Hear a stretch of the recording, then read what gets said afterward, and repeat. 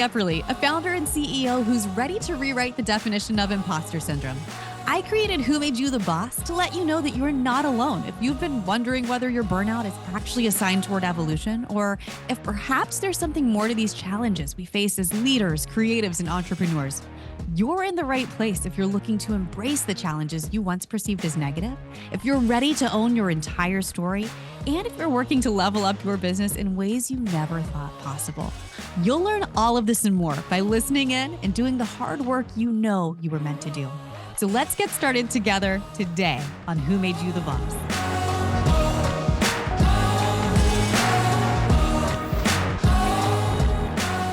How do we pursue our purpose in a field we've never even been in before?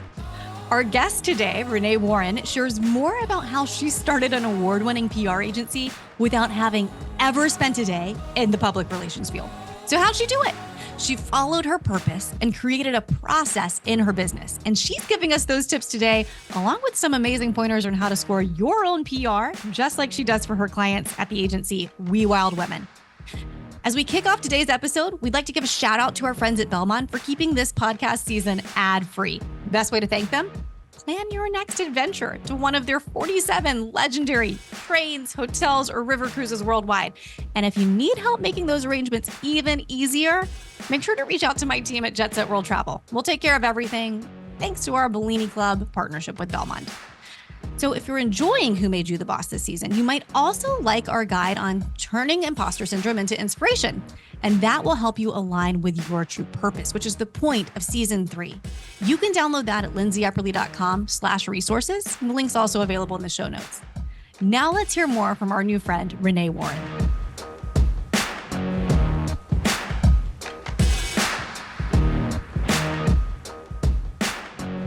Hey, Renée, I am so excited to have you today on Who Made You the Boss.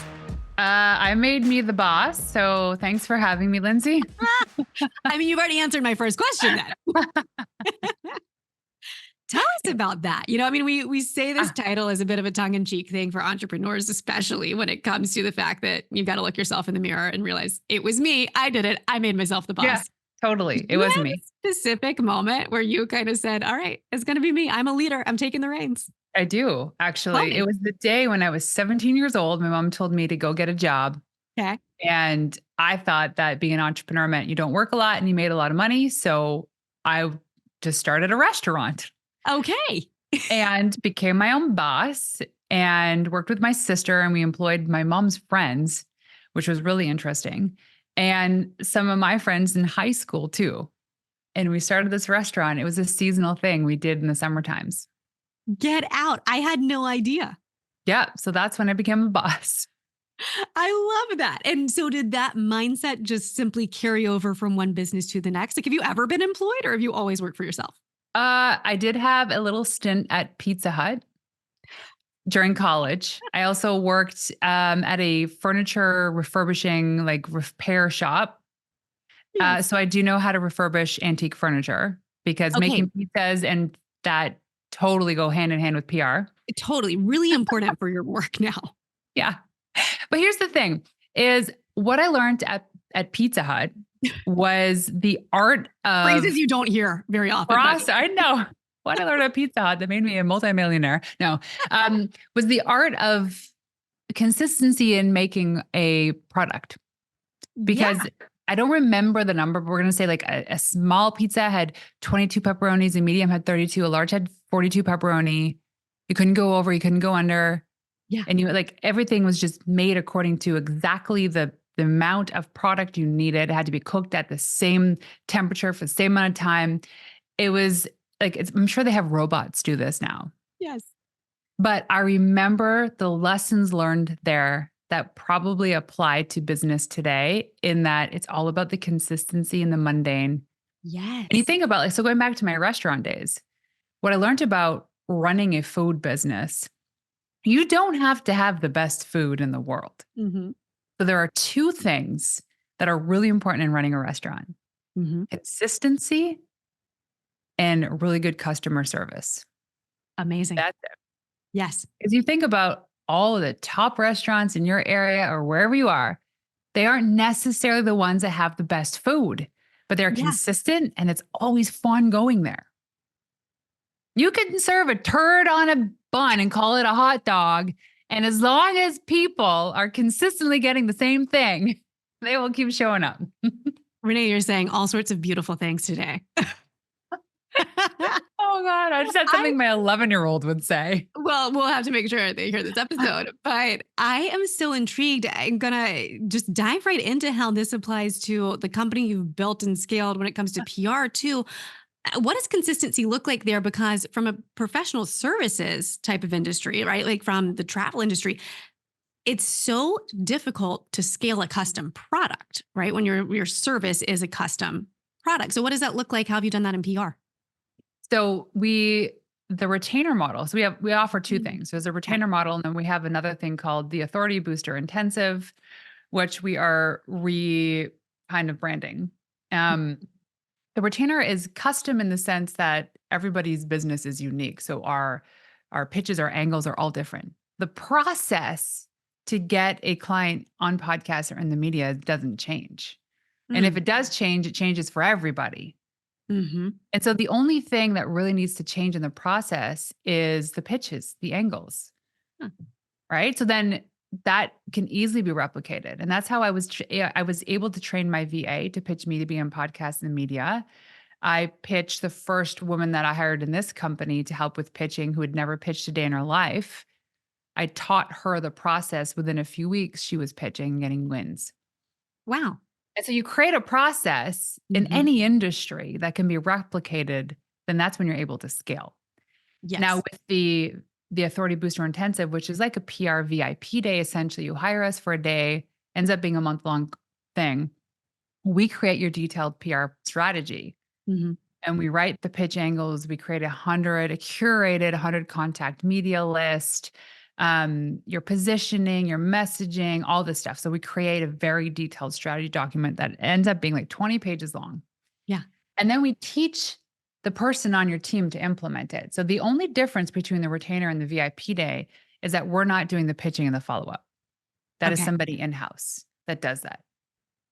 So, I was going to ask you about your own personal journey with imposter syndrome, but I kind of am curious with what you just described. Like, how are you empowering other people who may not have even been professionally trained in that field to step into it and say, oh, actually, if you've got this process, you can do it. Like, how are they not just feeling like, who am I to pitch to media if I've never done it before and my training is as a VA? Like, what is that? How do you empower people to get past that? I started a $1 million PR agency back in the day without having ever pitched the media day in my life.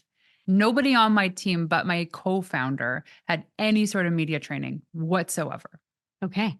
We figured it out. Yes. Did it just come so easy though? I mean, right? Like you just figured it out along the way. Like Well, that if had to be someone so said, difficult. Renee, you got to start a Facebook advertising company. Go. Okay, I'll figure it out. Yeah. It's not hard. It's really not hard. What's hard is that you create that repetitive model that people can just use and like kind of like carbon copy into their business or create an SOP. Yeah. And so when I started this agency and I hire people for what I think is their potential. And it gets really hard to find, but we have a hiring process here, which is also quite unique. But when you find the people that are capable of doing the work, then you train them and then you let them go and do it. Yeah. And so you don't have to have, like, I'm not saying this for every industry, but when they hired me at Pizza Hut, I never made a pizza a day in my life. And they taught me the process was very, very strict and simple, and everything was like timing and all this stuff. Yeah. So we're able to pump out hundreds of pizza an hour and with hardly ever any mistakes because there was a process. So you just learned early on about the idea of process. I think this is something that eluded me as a very right-brained creative individual. The idea of a process, especially implementing one in business, sounds so soul-sucking, like that just sounds like the least fun ever. And I think that's why I avoided it for so long. And thank God I married Jeremy, who thinks in processes and was able to come and actually instill much needed processes into Jet Set and help us scale in that way. But does this come naturally to you, or is it just that you were luckily exposed at an early age at Pizza Hut? Right. No, I think it's because I learned that way. So I have to conceptualize or see what the outcome is before I do the thing. And in order to do that in business, you have to put the process together because you need to know how you're going to get your client from A to Z. Yeah. And also, when you create a repeatable model that becomes scalable, it gives you so much capacity back and so much time back. So the upfront investment of your time and your mind in creating this process or whatever it is quite a lot. And a lot of people just avoid it at all costs. But at the end of the day, now these VIP days that we do are templates. So like every time we do them, it gets better and better and smarter and smarter. And there's way more value because we've already done the work and we have 12 plus years of experience in creating the first part of that strategy. And we just copy, paste, customize, copy, paste, customize. It's like a line at a Toyota plant, right? Yes. It's like they're not creating assembly line. every car from scratch Yeah. and molding every tire and every little thing from scratch. There is a line that has very specific parts that go on the car at this particular times. Yeah. That's how they're able to not only pump out a lot of volume, but the safety in that is there too. And so when we avoid the process, really we're avoiding scaling at all. Yes. So I'm curious though, knowing your story, there was a very specific point because you started this company and then effectively, did you walk away from it and then you came back to it? Like you had a point where you burned out. Yeah. Was that because of not having these processes in place? Like what caused that to begin with? So my last agency was called Onboardly, and we were working with funded technology startups, mostly out of the Valley, but we had clients from South Africa to San Diego. I started that business when I was 8 months pregnant with my first son. And 11 months later, I had my second baby. So in this first year of starting my company, I had 2 babies. So I went from being not a mother at all to being a mother times 2. Yes. And not knowing, and then also moving to a city in which I knew nobody. So I was doing it all and growing my business. And I had a co-founder and I had a team and we had clients all over the world. I never got that maternity leave. I never got the time with my kids. And like I was in full stress all the time. But here's the problem is that I was identifying with the compliment of being a powerhouse woman or a powerhouse couple with my husband. And I did not want to let go of that identity. And so I just kept on hustling and hustling to maintain that facade of what it means to be a powerful woman, which meant it affected my sleep, my happiness. I was super unhealthy. I couldn't breastfeed, which was a huge thing I wanted to try and do for long, but I wasn't producing milk. My kid was starving, didn't know this. Yeah. Because I was, in my mind, success meant that I'm this powerful woman that people look up to because I'm able to do it all. What a terrible example I was setting for so many people. Yeah. Because it's impossible. And so eventually year 6, 7, I burnt out. We're going through due diligence we were about to be acquired. And when I looked at the long-term game plan, if we pulled the trigger on this, it was a minimum 2-year earnout. I asked myself, I looked myself in the mirror, like, can I actually do this, but for somebody else? And the answer was no. And I just turned to my husband and I said, I'm done. He goes, that's fine. Throw in the towel. That's good. It was a good run. Yeah. I pushed the big red button. Like we just talked about on the interview that you did with me on your show, the big red button. That was your big red button moment. That was my big red button moment. I mean, but what a choice to make for your sanity and your health and your family. Family, yeah. Oh, that's huge. Where do you think you first got the idea of what a powerful woman is? That you were kind of working toward this like false identity, right? Like, where did that come from? Yeah. When I was 18 years old, maybe even younger, I had this vision of what I thought my life would look like, that I would own an advertising agency in Manhattan, and I would have 2 kids, a dog, and a white picket fence. And I couldn't get away from that vision. I didn't know how I was going to achieve it, what it looked like. I'd never been to New York before. I love visiting New York, but get me out of there after 48 hours, please. But that was like, I needed to achieve that. Yeah. And the powerful woman was like the women that were the editor-in-chiefs of all of these magazines, the women that were the editors or had senior positions in big corporations. And they wore their pantsuits to work and they drove their fancy cars and they were healthy, having their shakes walking into the building. I was like, ooh, I want that. oh my God, I could not have that today. Yeah. So it's just like, it was the look, it sounds like. It was the outward It was appeal the of, exactly, it was the perception that mm, what is what it physically looks like to be a successful woman. yeah. You mentioned even the idea of being part of a power couple. And I kind of want to camp out on that too, Yeah, because your husband, Dan Martell, is a yeah, wonderful individual and successful individual in his own right. And you've got the two of you chasing after what feel like almost kind of parallel dreams, yeah, right? It looks like from the outside looking in.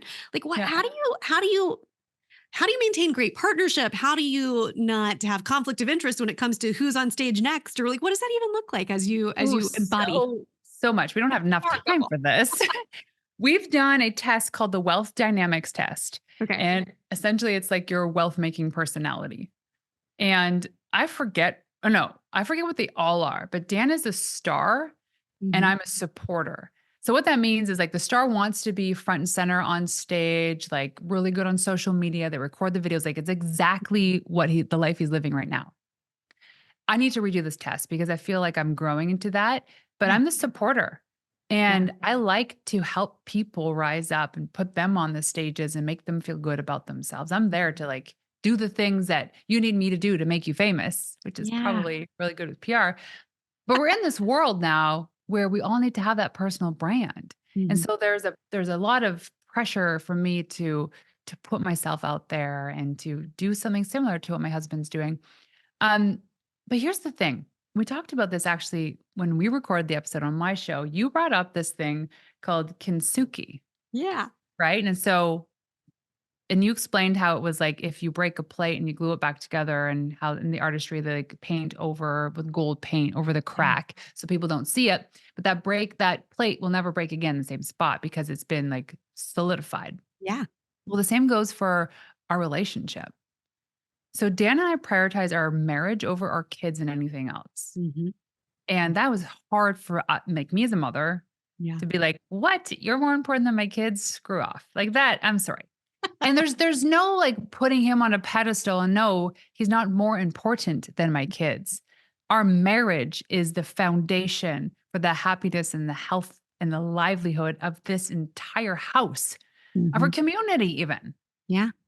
And so we work on our relationship all the time, all the time. Like there's never been a moment where I'd go into Dan's office and I'd be like, I want to hug or a kiss. He's been on coaching calls and he charges lots of money to have one-on-one coaching calls with people, like hundreds of thousands of dollars. And I'll go in, I'll be like, I need a hug. He's like, he gets up and he gives me a hug. There's no that this person's more. Tony Robbins, he was interviewing for his podcast, same thing. It's like and I say, that's to me, that's what I need to feel safe. And as a woman, we need to feel safe, Mhm. right? In order Yeah. for us to be intimate, to trust the other person. And it's not like I'm demanding him to do this or asking him to do this. He just does it. Yeah. Half the time I don't know who he's talking to on the phone anyway. So the power couple thing is he's like probably the most inspiring person in the world to me, and I get to see him Mm. every single day. He pushes me and pushes me, and when we first started dating, it was annoying and it was like, I can't keep up with this guy, but here's the gift that he has, which makes our relationship beautiful, is that he sees the potential in people. Mm. And like if you wanna work for him, you bet that you're gonna be pushed to the limits because he sees the potential in you, Mhm. not because he wants more of you. And so the power couple is that we both support each other in ways that I don't think we even know. Yeah. So he pushes me to like lift heavier or do more, or grow my podcast. And I kind of pull him down from getting too fast ahead of himself. Yeah. And I say, "Hey, let's snuggle for an extra couple minutes," or "Hey, let's have family time and family dinners." And I protect that time, which at the end of the day is exactly what we all need. Mm. Right. And so when we set the vision, we say our dreams, "Hey, I want to do this, this, and this." We work with each other to make that happen for each other. Yeah. We're our number one cheerleaders. There's no jealousy. Yeah. But, all this to be said, the most important thing in having a great marriage or even being a great leader or a great parent is in knowing yourself and Mm. doing the work on yourself. The best thing I've ever done for the marriage is working on myself. I completely agree.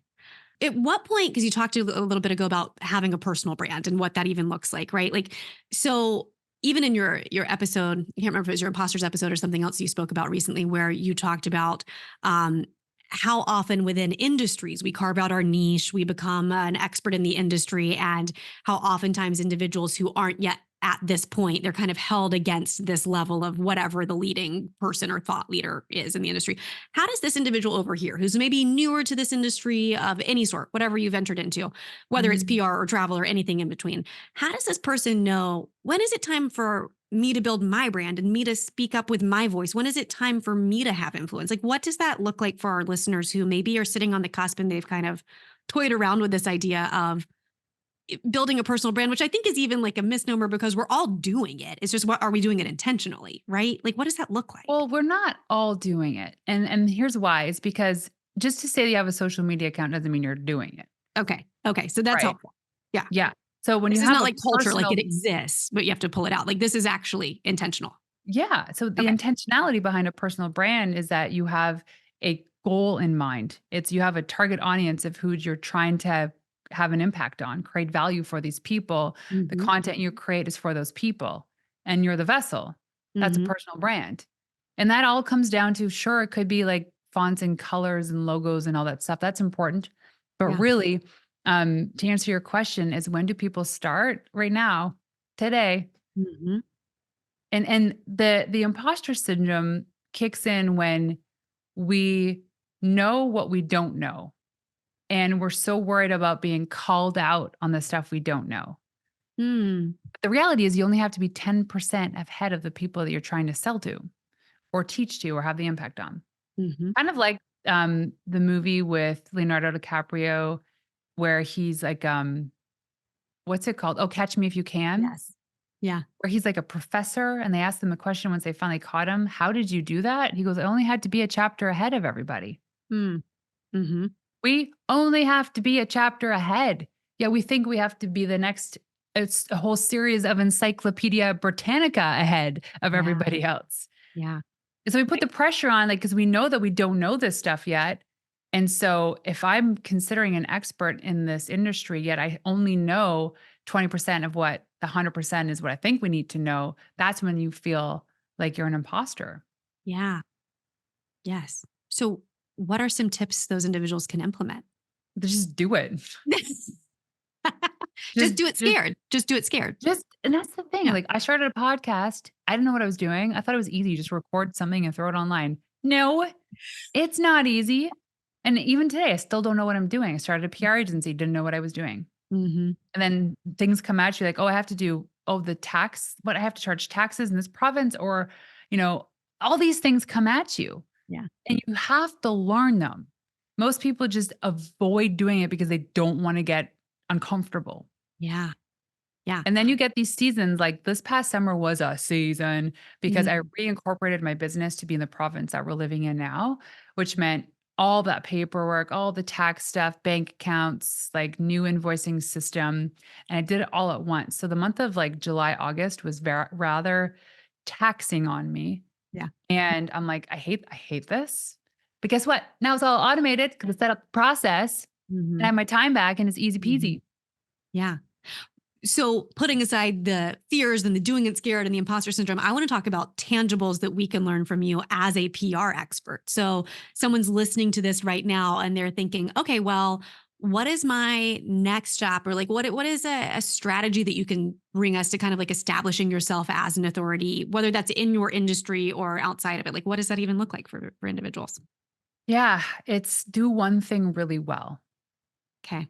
And we talked about this earlier, I think on my show, Yeah. where we tend to launch something, we'll say like a coaching program, and it flops, and we've only ever tried launching it once. So instead of fixing it and doing it again, we just throw it out the window and start something new. Hmm. Oh, nobody wants that. So I'll do this thing. We end up starting so many different things that we never end up achieving greatness in one thing. Hmm. The people that you know that are experts in their industry are really good around one thing. Hmm. We think about like Amy Porterfield. She's about launching a course. Marie Forleo is about B school. Yeah. And they've been doing the same thing forever. Yeah. And they didn't crush it out of the gates. They failed. Amy talks about the time that she would do like Facebook lives and nobody would show up. Yeah. And the next time she had one person and then four people. And like most people would just not continue on when they go live and there's nobody there. Mhm. But you look at the people that are great, they show up no matter what. Yeah. Probably go home and cry and eat a bowl of ice cream. That's fine. It all goes with the program. Yeah. Well, that goes back to your consistency thing, right? They might order a Pizza Hut pizza with exactly 22 pepperonis on it. Yes. Or if you had me make your pizza, I always throw on extra. Don't tell Pizza Hut. No, don't pizza Hut. That changes the consistency recommendation, Yeah, but yeah. consistency is key. Yes, it is. Yeah. What are you seeing in the public relations industry that individuals should know, especially if they're entrepreneurial, right? Or they're like venturing into this world? Like, what's changing? What does the landscape look like right now? What do Oh, people it's so changed. In the last 3 years, all of the big publications have laid off all their staff writers. know? So there's hardly anybody that works as a writer for these pubs. Yeah. Can you So imagine like back in the early 2000s walking into like Forbes or Entrepreneur was just probably like a hustle and bustle and a hub of energy, people writing stuff and faxes coming in. No, like that does not exist anymore. Now it's kind of like you look at an anthill where there's like ants that are busy kind of making the hill. And if you kind of smush the hill, all of a sudden the ants just disperse and they go everywhere and they panic. yeah. That's what's happening in the world of media right now Wow. with journalists and writers and publicists and editors. And so it's not that these publications won't continue to exist. Mhm. How they do the work that they're doing is going to change and is changing. How we approach pitching them is different too. Mhm. And so like I think before we go into any strategy or tactics, and you can find a bunch of free resources on my website if you go to wewildwomen.com. The most important thing though, if you're committing to PR for yourself or you're doing this for somebody you work with, is do it nonstop for 100 days. Commit to 100 days of action. And this means like pitching 5 to 10 people a week, following up with those people 2 weeks later, and do it nonstop for 100 days, iterating different pitches, different subject lines, pitch angles, ideas, coming up with angles. And then you'll start to see the momentum then. Mhm. Because most people after 2 weeks are like, I'm done. But Yeah. all the big home runs came from me in all my career in the follow-ups. Okay. 70% of the big wins come from the follow-ups. So people just don't put in the time. They give up too soon. Unlike running an ad where you can deploy the ad and within 24 hours, you know if it's actually doing the work you want it to do. PR, you can go 3 months and be like, this isn't working, Renee. And you might have the tightest, most amazing pitch. And it just takes one. And when you get the one, then two, and then three. So Yeah. on my team, we actually have on retainer a very notable journalist. And we make sure there's no conflict of interest. Her job with us is to answer any sort of random questions I have about the industry, but she reviews our pitches before they go out and she provides feedback. Mhm. And as of late, every pitch is like, Renee, this is tight. This is great. This is awesome. I have a woman who has a byline for all the top publications telling me our pitches are great. And we Mhm. have the right contact, it's the right time, yet they go out, they get opened, and we don't hear back. Mm. This happens a lot. The industry has shifted. But guess what most people do? They give up. Yeah. If they don't come back to it, a great follow-up would be a few weeks later with a different angle or a different idea, Mm. right? So you might have pitched, like I have a dog training expert as a client, and we pitched Drew Barrymore's magazine. It was a really awesome pitch. And it wasn't open because we have a mail tracking tool to know if the thing was open. And so the follow-up was 3 weeks later saying, hey, maybe that angle didn't work, but here's another one we think could work for the magazine. Mhm. And that's just where people stop. They don't want to, they worry about annoying the person. Yeah. But you That's have what I to was going to follow. bring up. How do you get past it sounds like they want to hear from you with the follow-up then because you're giving them more value and more ideas. Is that Totally. the angle? And that's the thing is that a lot of these people get like, if you're a journalist or a writer and you write for gift guides during holiday season, you'll get over 1,000 emails a day. Wow. Like I write like bleh. And so, but in order for you to be successful, you have to do the follow up. Don't be annoying. Don't be sleazy. Provide value. Be respectful to the person that you're pitching. Mm-hmm. And every single pitch is customized and individualized to the person you're reaching out to. Mm.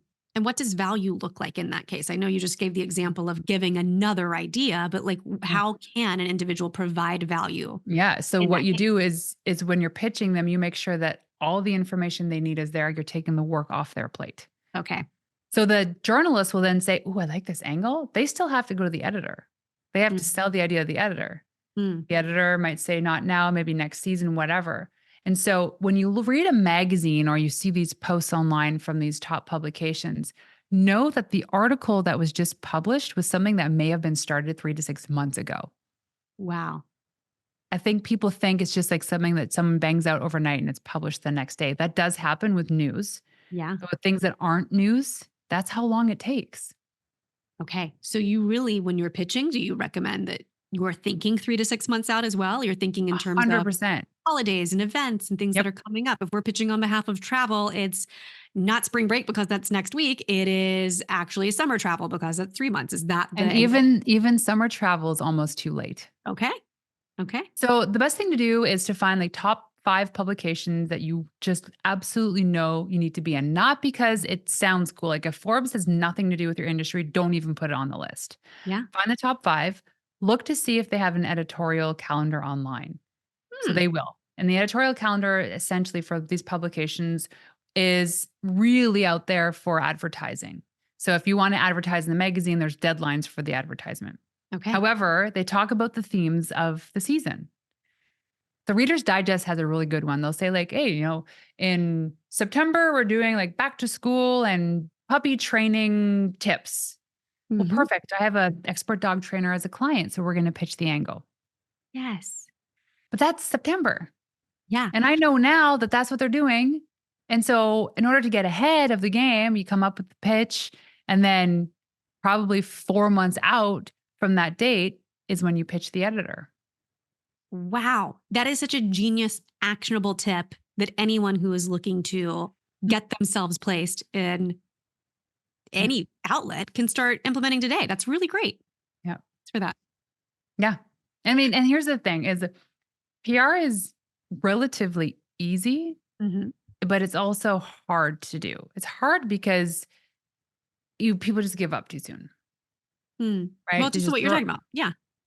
yes, they don't see the results right away. And even people listening to this thinking, I don't have the time for that. I can go and do something like run ads and hey, that works too.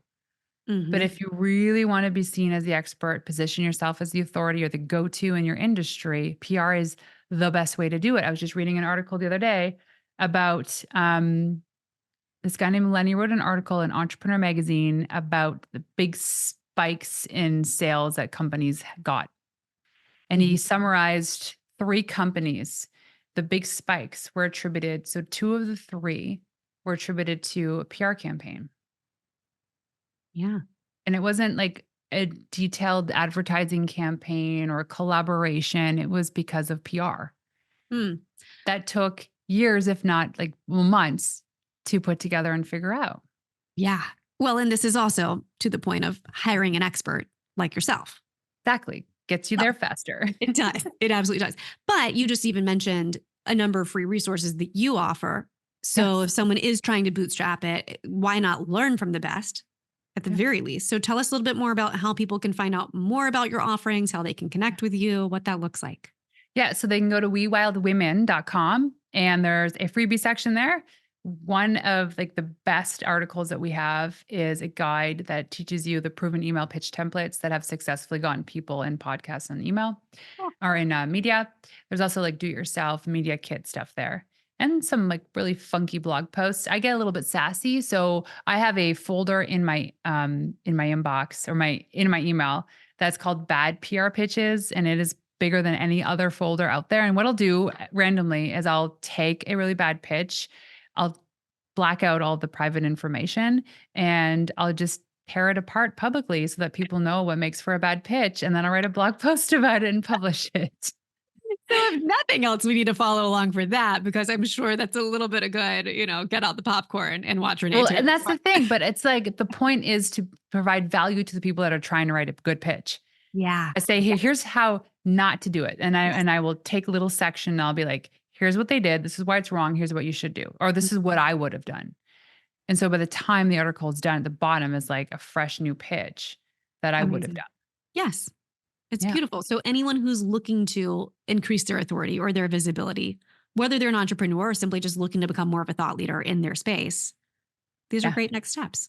Thank you for sharing Yeah. those. And I share a lot Um, of stuff on Instagram too. So Renee_Warren. yes. Check me And out. then your podcast, of course. Into the wild, baby. Into the Wild. Into the wild. Which I'm so grateful you just interviewed me for. So I excited did. to be on that as well.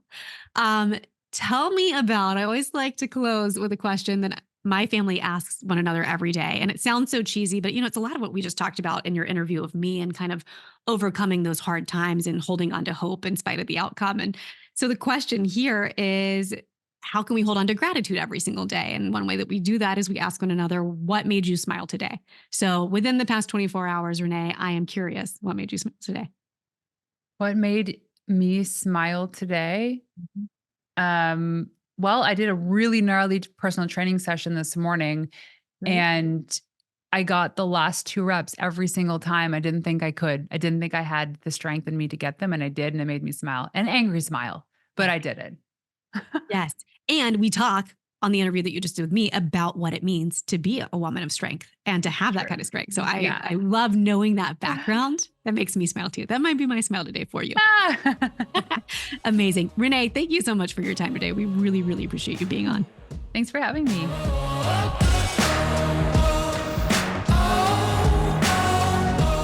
If you've gained some valuable insights from listening to Who Made You the Boss, there are 2 ways we ask our listeners to show us some love. First, share this episode with a friend who you know would benefit. The more we impact others, the more we can grow our resources to impact you. It's a win-win and it helps us a ton. Second, if you'll take a moment to leave Who Made You the Boss a 5-star rating and review on your favorite podcast platform, that helps us continue to create meaningful work and it just makes our day. Thank you, listeners, for being part of this journey. Until next time, keep leading, keep learning, and keep being the boss of your own incredible story.